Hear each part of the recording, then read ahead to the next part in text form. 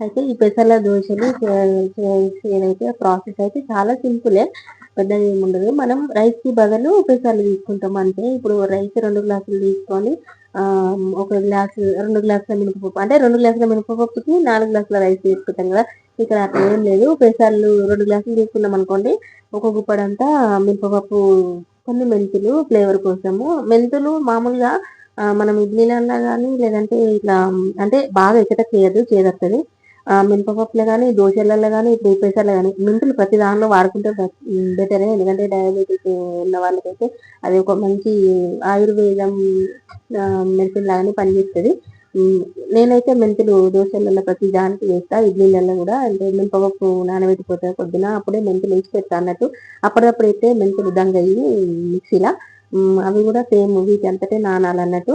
అంతే పొద్దున నానబెడితే ఒక 6-7 అవర్స్ పెసర్లును, మినపపప్పు ఏసి ఇంకా మనం రైస్ గూడా ఉండాలనుకున్న వాళ్ళు కొంచెం మినపప్పు ఏ రేంజ్‌లో ఏ రేషియోలో తీసుకుంటే అదే రేషియోలో కొంచెం రైస్ ఏసుకున్నా గూడా స్మూత్‌నెస్ ఉంటది. మంచిగా క్రిస్పీ లాగా వస్తాయన్నట్టు.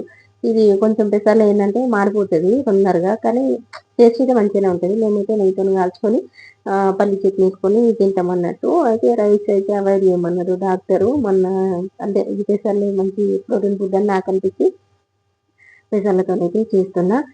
పొద్దున రుబ్బి పొద్దున్న నానబెట్టి సాయంత్రం రుబ్బుకొని వేసుకోవచ్చు. ఒక హాఫ్ అన్ అవర్ నానిన తర్వాత పిండి.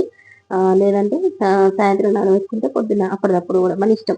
లైట్‌గా సాల్ట్ ఏసి దోస టైప్ వేసుకుంటే అయిపోతది. అయితే ఒక మనసులో బాధ అండి. 6 నెలల నుంచి సఫర్ అయితున్నా. ఏంటిదంటే ఆ శ్రీవారి పిలుపు వస్తలేదు. దర్శనానికెళ్ళాలని మస్తు అనిపిస్తుంది నాకు గానీ, 6 నెలల నుంచి ట్రై చేస్తున్నా. అస్సలు దర్శనం భాగ్యమే కనిపిస్తలేదు. అయితే నేను ఇల్లు అయినట్టుంటే అంగప్రదక్షిణ చేస్తా అని మొక్కుకున్నా. కానీ 3 నెలల ముందు మనము ఆన్‌లైన్‌లో అప్లై చేయాలి గదా! ఈ 3 నెలల ముందు ఎంత ట్రై చేసినా గూడా అంగప్రదక్షిణ చేద్దామంటే బుక్ అయితలేదు. సరే దర్శనం అన్నా చేసుకుందామని 300 దర్శనము, ఇంకా సేవలు ట్రై చేస్తే అది గూడా నాకు దొరకలేదు.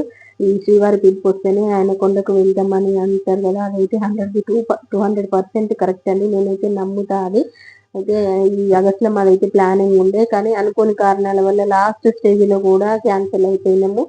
ఆహ్, ఆ శ్రీవారి పిలుపు ఎప్పుడొస్తదో చూడాలి. ఇప్పుడైతే మళ్ళీ నవంబర్ మంత్ ఓపెన్ అయితాయి గదా! ఇయ్యాల అయితే మనసంతా ఎంతో బాధగా ఉంది. అంతా డిస్టర్బెన్స్ ఉంది. ఒక్కసారి దర్శనం చేసుకొనొస్తే బాగుండు అని అనిపిస్తుంది నాకైతే. అసలెందుకు ఇట్లా జరుగుతుందో అర్థమైతలేదు. ఆరోగ్య సమస్యలు, ఇంట్లో సమస్యలు ఇవన్నీ పోవడానికి దైవ దర్శనాలు చేసుకుంటే చాలా మంచిది. అన్నీ సెట్ అయితాయి అని అంటారు గదా! అయితే నాకైతే తిరుపతికి వెళ్ళడం అంటే చాలా ఇష్టం. అందరికి ఇష్టం. నాకైతే ఇంకా బాగా ఇష్టము.